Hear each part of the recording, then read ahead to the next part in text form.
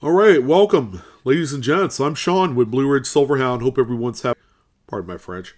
Uh, no, it's awesome. We're definitely getting some spring weather here in our neck of the woods, and yeah, flowers are blooming all over the place. You know how I know? My sinuses are feeling it right now. But anyways, you could really blink and really miss this one. Gold is going through the roof. Well, we are officially up over $3,000 now. We've been at that level for a few days now. As of right now, we are 3,039.49 to the moment, and a little bit of a cautionary tale. Buyer beware. That just because the precious metal market is moving up in this kind of fashion, I think we're seeing it more with gold than we are with silver. Silver, not quite out of reach yet, especially for us junior stackers out there that like to invest in the silver metal. Um, I would say that it's still a stackers friendly type of item, that if you wanted to get into it, you'd be okay. It's certainly, the gold is certainly burdening the ability to want to buy any of it. $3,000 an ounce is an all time high. Even going back to after the recession, gold hit what, $2,000, and we thought that was like astronomically high. But at the same time, as far as the ratio goes, silver was heading up in that direction too. It got up over $50 an ounce. The ratio is kind of wonky right now.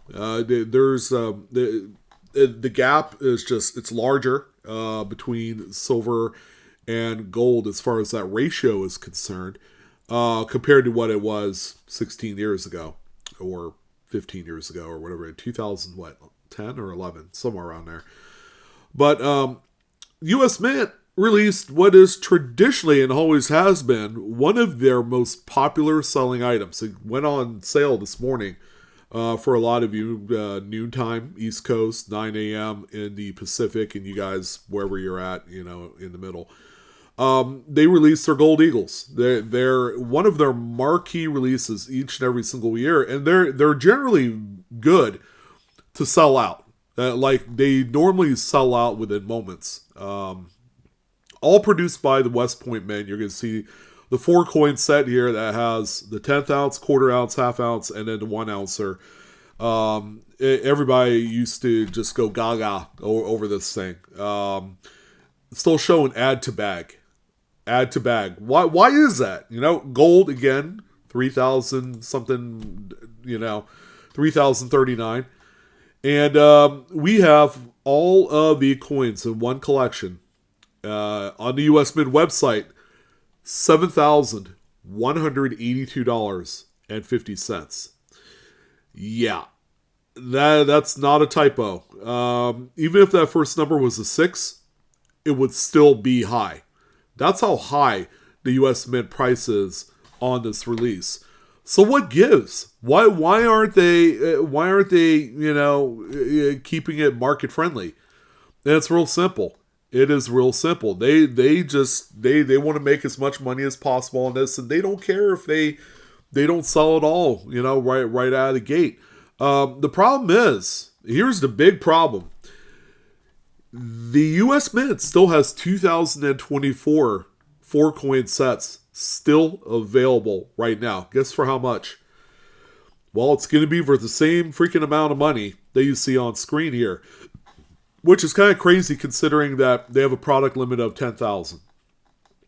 Now, product limit and mintage are two completely different things. There's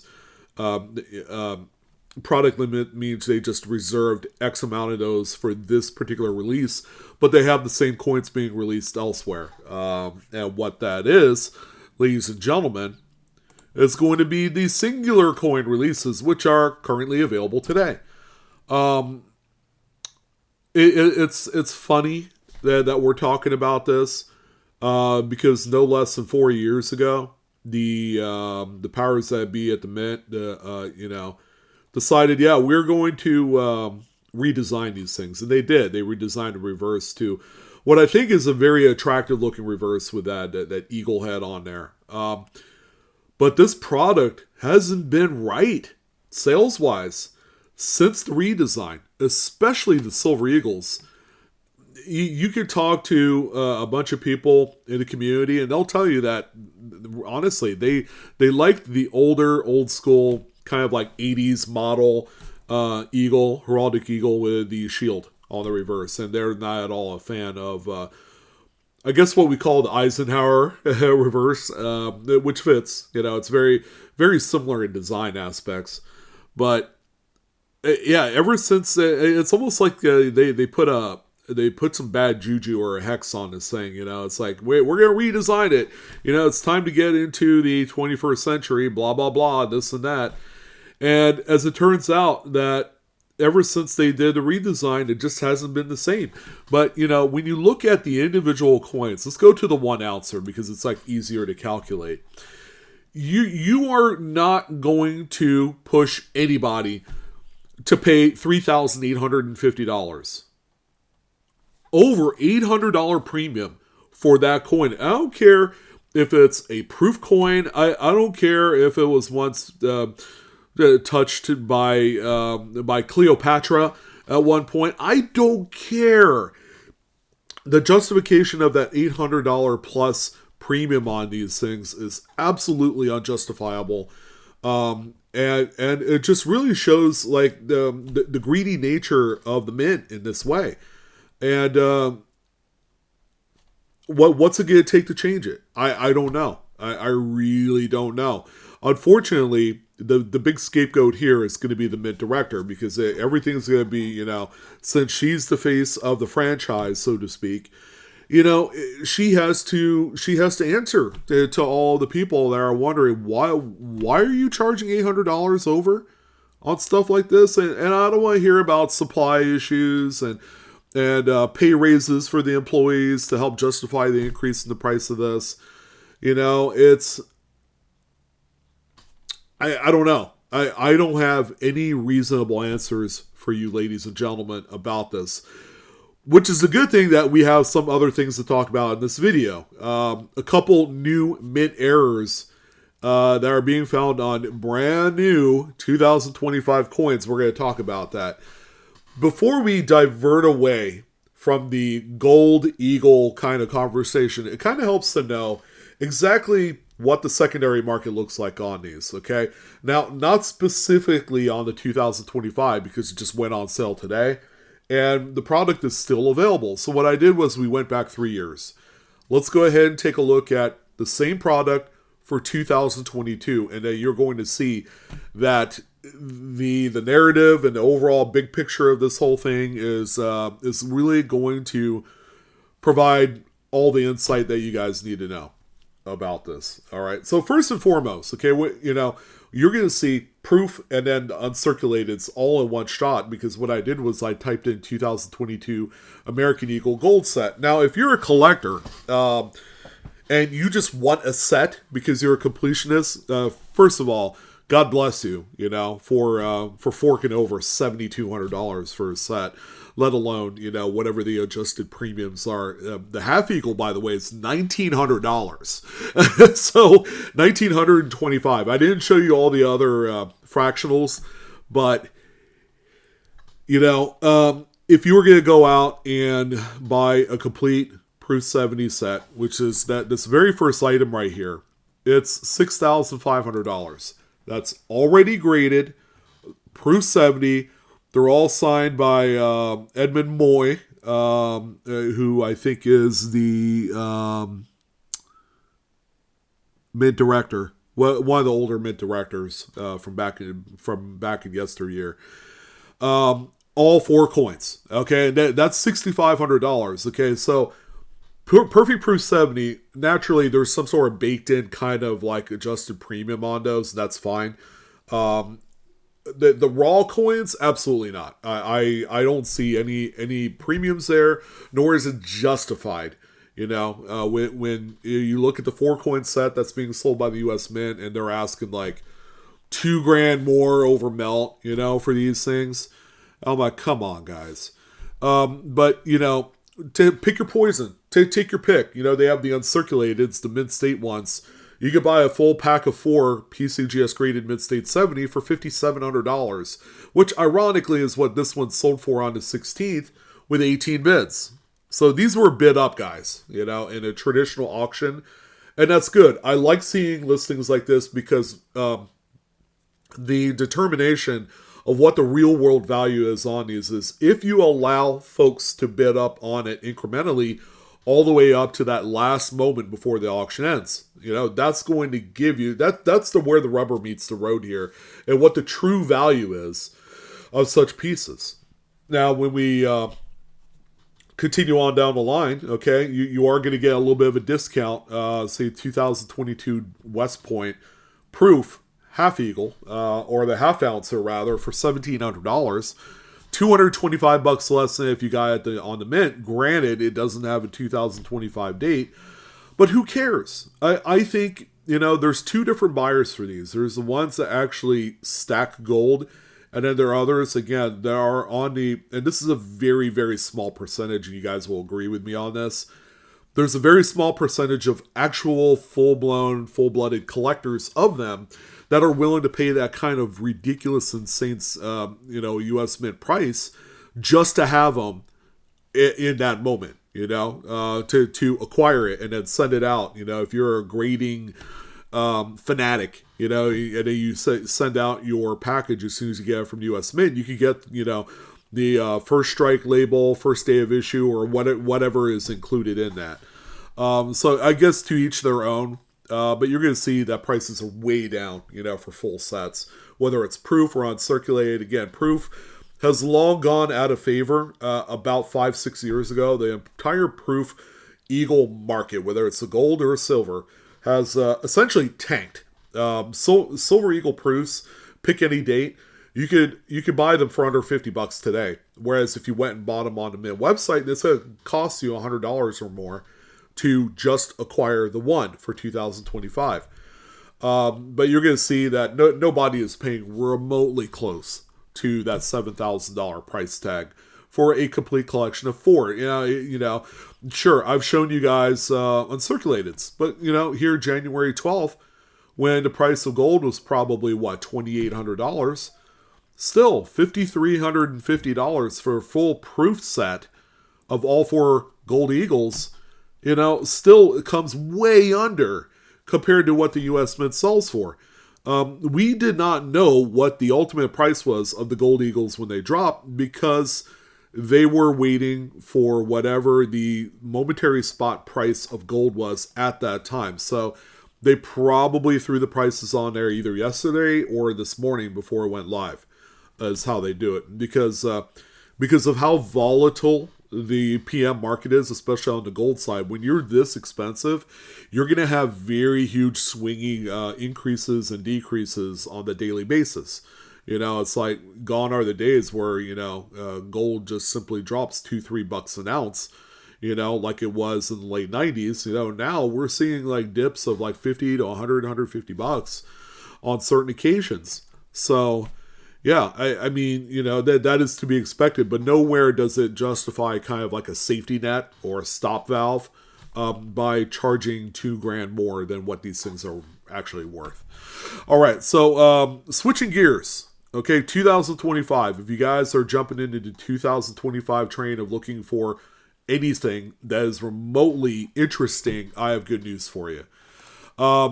The Silver Eagles apparently are dog shit quality this year because there have been a number of different mint errors being found. One of the more egregious ones, there was actually one that sold that had a long strike through on it, but there was also this one that is being sold by both Pinehurst Coins and Modern Coin Mart. Again, to take your pick. I think they were owned by the same company actually, but this one has a really long, huge strike through on there. And, yeah, I mean, $1,000, it will sell. Will it be $1,000? Probably not, because there's a best offer on there. But any sort of mint error, ladies and gents, on gold eagles, it's like gold. It's crazy. And I know I know we're talking about bullion here, and then these things were originally produced, to fulfill the bullion desire of the general public. But these things have gotten to a whole new level of collectability that a lot of people put them up as numismatic rarities. Numismatic premium type traded coins, essentially. When a lot of us, especially myself included, I still see them as silver bullion. You go to a coin shop, you can buy a monster box, you can buy the rolls, whatever the case may be. But this might incentivize a lot of people into cracking open the rolls just to see what's inside. There have been a few like minor strike throughs, like they look like little circles in the fields around the devices that have sold right around $80 to $100, which is about 2.5 times what melt is. And that's with the adjusted premium for Silver Eagles, which I think is plus $5 right now. Still pretty good amount of premium. But there you go.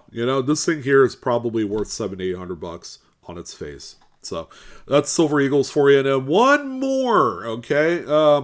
We're not talking about pennies. How about the new quarters? Yes, the new quarters. The brand spanking new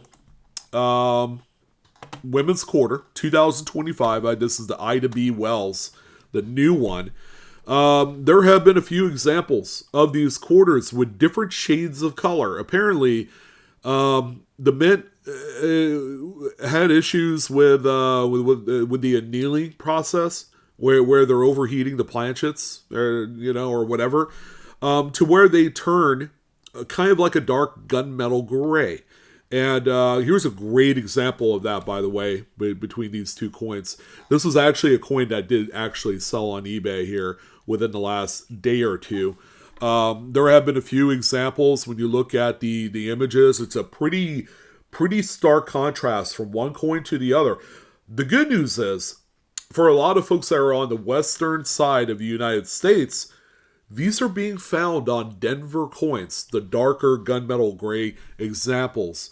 So here's another picture showing the reverse of two coins there. The coin on the left that you see is darker. This one even has like more light right on the photos, or on the coins rather, when they took the pictures. It's still a nicer dark mottled gray. It is the improperly annealed coin. There you go. There's another picture of the obverse showing just a darker gray color coin. This isn't actually a mint error, guys. And the improperly annealed is just more heat applied to them to where it's kind of like it toasts the coin, essentially, or the planchets before the coins are even struck. So they're going to have a completely different color than the standard US quarter. And yes, they have quite a fair amount of secondary market value, in case you're wondering, because that's why you guys are here. You want to know of some coins that have a lot of value. Now, here's a little bit of a kind of like a tidbit about the quarter program for this year. Is not only is it the last year of the American Women Quarter Series, some people are probably saying, thank goodness, I'm ready to move on beyond this. And everybody, I think, kind of has like one foot out the door. They're looking forward to the 2026 semi-quincentennial event, which I think is still going to be rather epic for growing this hobby. But the mintages on these quarters, unprecedented low numbers that we haven't seen since like 2012. Through the first one release, which is I to B Wells, they had only produced about 80 to 85 million of each of the Philadelphia and Denver. In comparison, they have produced nearly 3 to 4 times that amount each, respectively, for the Philadelphia and Denver Lincoln cents, which we were all freaking out as to whether or not they're going to stop production, and that'll make the production numbers a heck of a lot lower. As it turns out, they're still producing coins. I don't know, the executive order that was thrown out there on Super Bowl weekend really didn't do anything other than kind of like put the fear of God into people into, needing to buy these things up. But kind of like the real treasure here are the quarters. And whatever your thoughts are about the American women quarters, some people are like, yeah, I'm done with it. A lot of people are done with the multi-year kind of program. They're ready for a static coin. But these have certainly gotten, more people into the collecting hobby, and we have to respect it for that. Which is good. That's good. That's good for the health of the long-term nature of what we're doing here, what we're trying to accomplish and achieve. So, yeah, definitely a lot lower mintages. A lot of people are speculating that not one of these American women quarters will increase over 100 million in production, which is going to be a game changer. And a lot of the more intriguing double dies, min errors, things like that, this one, case in point, have been found on the quarters here in the last 3-4 years.